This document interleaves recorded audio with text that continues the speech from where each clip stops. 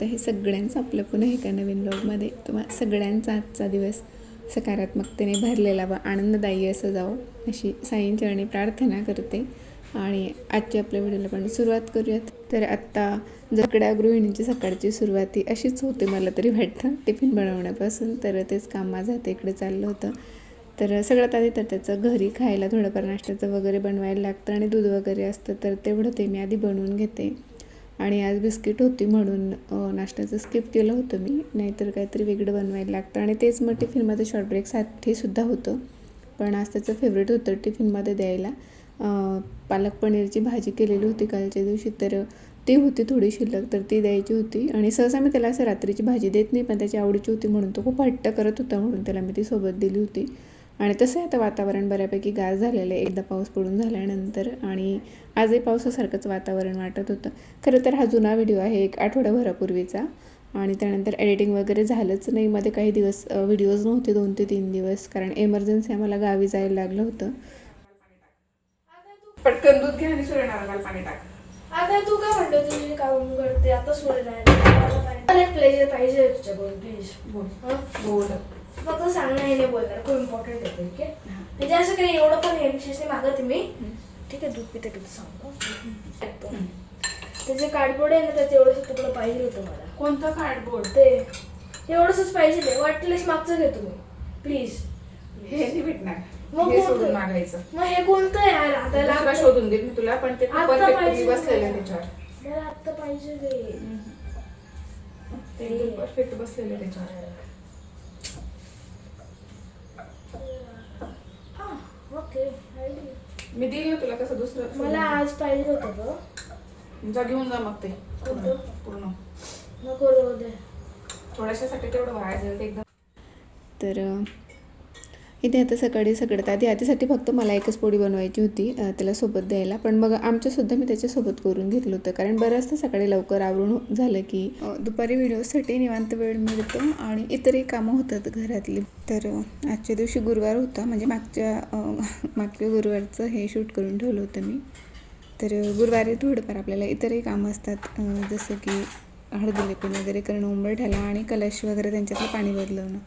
तर ते करायचं होतं आज, पण त्याआधी मला माझं मशीन सुधरवायचं होतं, तर त्यात बराच वेळ गेला होता. ते काही मी शूट नाही घेतलं, बऱ्याचदा ते सांगून झालेलं होतं. आणि मी सुद्धा कन्फ्यूज होते, पूर्ण ओपन करून झाल्यानंतर काही कळत नव्हतं, फक्त स्वच्छ करून मी ते तसं जागेवर ठेवलं.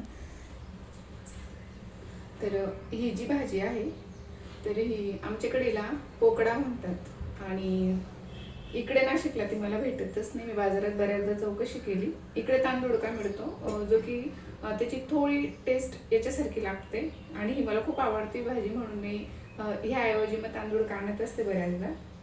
पण आणि ही भाजी जेव्हा कधी कोणी गावावरून येणार असतं किंवा मी गेलेली असते, तर तेव्हा मी आवर्जून आणते, कारण इथे आल्यावर सुद्धा बनवून खायला तिकडे तर खातेच. आणि त्याच्यानंतर खूप जास्त सुद्धा ती आणून आपण ठेवू शकत नाही, कारण ती पटकन खराब होते. तर बनवायला खूप सोपी आहे. बरेच जण कांदा कट करून सुद्धा बनवतात, पण मी कांदा न घालताच बनवते. फक्त हिरवी मिरची आणि लसूण मी ते बारीक कट करून घेतला आहे. मिरची जाडच कट केलेली आहे.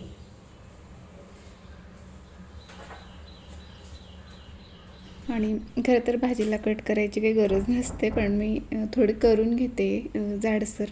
आणि आमच्याकडे तर पोकळा म्हणतात, पण इतर भागांमध्ये काय म्हणतात मला काय माहिती नाही, आयडिया नाही. पण मिळते का नाही दुसरीकडे काय माहीत, पण आमच्याकडे खूप भेटते ती, आणि खूप छान लागते चवीला, मला तरी खूप आवडते. आणि सुरुवातीला अहो पण खात नव्हते, पण 1-2दा त्यांनी खाऊन बघितले, तर आवडले त्यांना, तर तेही खातात आता. आणि आधी आणि अहो बऱ्याच पालेभाज्या खात नव्हते सुरुवातीला, त्यातल्या त्यात कारलेसुद्धा ते खात नव्हते. पण जरी ते खात नसले तरी मी काही ना काही करून किंवा मग त्यांचे पराठे बनवून वगैरे असं त्यांना खाऊ घालत होती. पण आता बऱ्याच भाज्या त्यांना आवडायला लागल्या आहेत, जसं की मेथीची भाजीसुद्धा हो खात नव्हते, फक्त दाण्यांची कूट घालून जी काही पातळ बनवली जायची, तर तशीच त्यांना आवडायची. तर भाजी इथे बनवत होते मी, आणि सोबतच इथे आज अहोंना बोर्नव्हिटाचं दूध घ्यायचं होतं, म्हणजे त्यांना घ्यावंसं वाटत होतं. आधीला दिलं सकाळी तर खूप वास येत होता, तर ते म्हटलं की मला आज दूधच करून दे म्हणून. तर त्यांच्यासाठी दूध बनवलं, आणि माझ्यासाठी मी थोडंसं गुळाचा चहा बनवला होता. आणि स्वयंपाक लवकर झाला होता, म्हणून आज नाश्ता मी काहीच नाही बनवला होता, कारण अहोय म्हणत होते आता जर नाश्ता केला तर मग परत जेवण होणार नाही म्हणून लवकर, तर तेही लवकर खाऊन त्यांनाही लवकर खाऊन निघायचं होतं.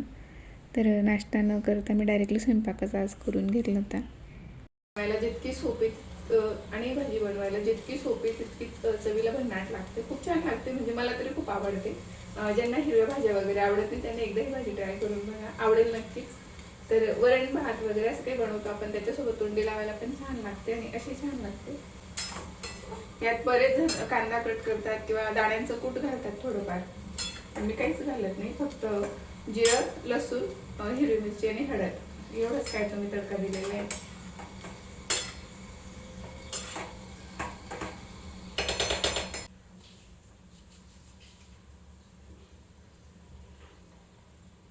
तर बनवताना एवढी मोठी ती भाजी वाटत होते आणि बनून झाल्यानंतर एवढी तिची क्वांटिटी कमी झाली.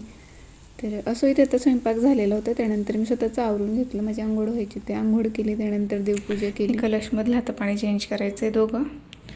आणि अरे बापरे, दिवा शांत झालेला आहे, त्याला तर लावून घेते आधी. आणि आज जमलं तर थोडं देवघरसुद्धा क्लीन करायला लागणार आहे, कारण गेले काही दिवसांपासून 4-5 दिवसांपासून आदिनी अहो करत होते देवपूजा वगैरे, तर थोडी घाण झालेलीच असते, त्यामुळे ते मला आवरायचं आहे आज.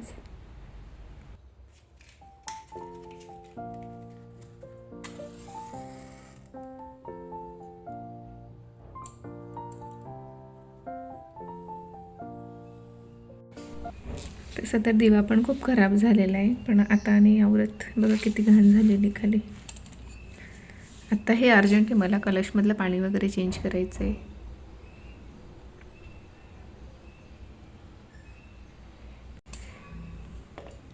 मी स्वतः जेव्हा याचं सगळं बघते दिव्याचं, तर एकदम क्लीन ठेवण्याचा प्रयत्न करते, पण मग अहो आणि आधी बघत होते तर सगळे काचला पण कुठल्या कुठे हात लावलेले आहेत. परत तेलाचं भरलेलं आहे, खाली तसंच ठेवतात तर असे गोल गोल रिंग बनतात खाली. आणि प्लेटमध्ये पण खूप जास्त घाण झालेली. आता आजच्या दिवस ठेवते, चेंज करते.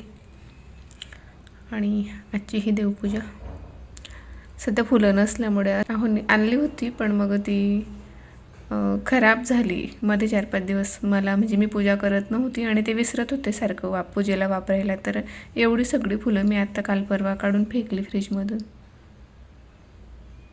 त्यानंतर घरातले इतर वरचं जे काही कामं होती, तर डस्टिंग क्लिनिंगचं वगैरे, तर ते आवरलं तोपर्यंत 12:30 झाले होते आणि भूक लागली होती खूप, तर आधी म्हटलं जेवून घेऊयात. आणि घंटागाडीचा टायमिंग तर इतका भारी ठरलेला असतो, खूप राग येतो कधी कधी. जेवायला बसले जसेच 2 घास उचलते लगेच घंटागाडीचा आवाज येतो. तर आता बसली जेवायला तर अशी घंटागाडी आली, तर हे नेते आधी खाली.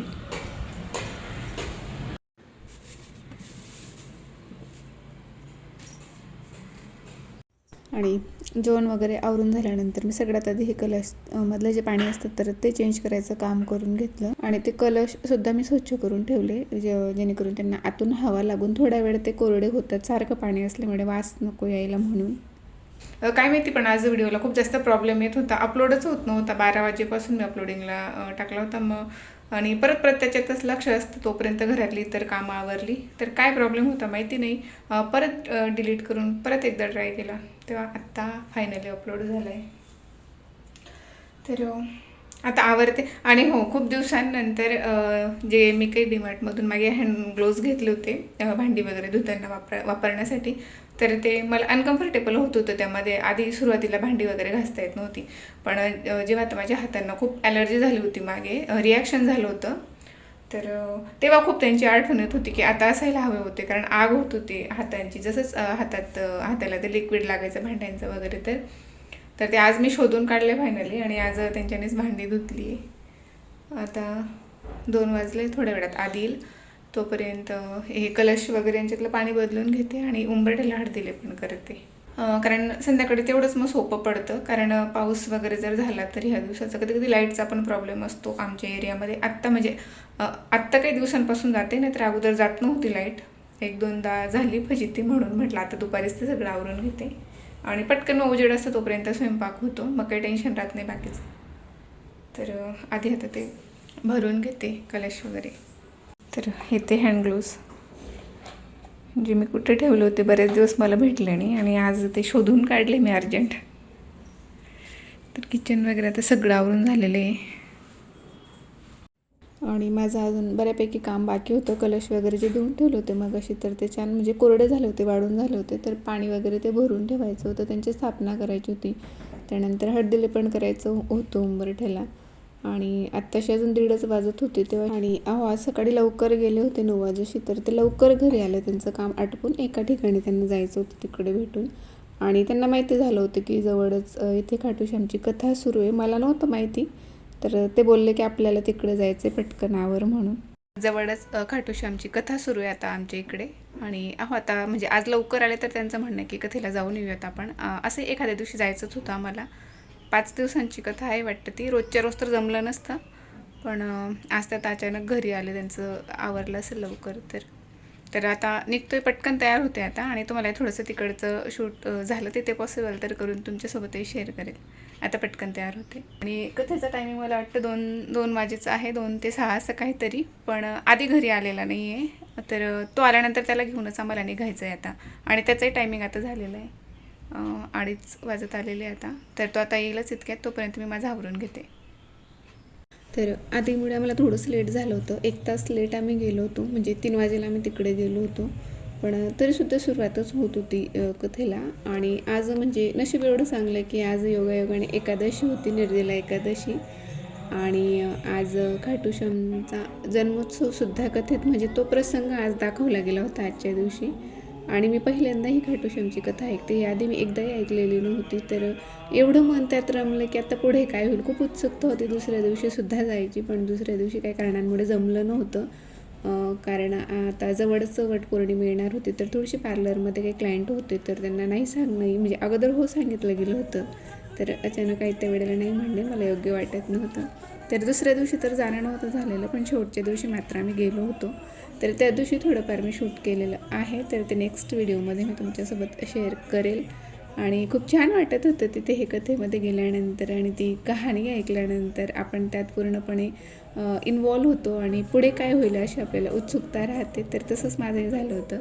तर आजचा व्हिडिओ मी तेच थांबवते. आवडला असेल तर नेहमीप्रमाणे लाईक, शेअर आणि सबस्क्राईब करायला अजिबात विसरू नका. भेटूया नेक्स्ट व्लॉगमध्ये. बाय.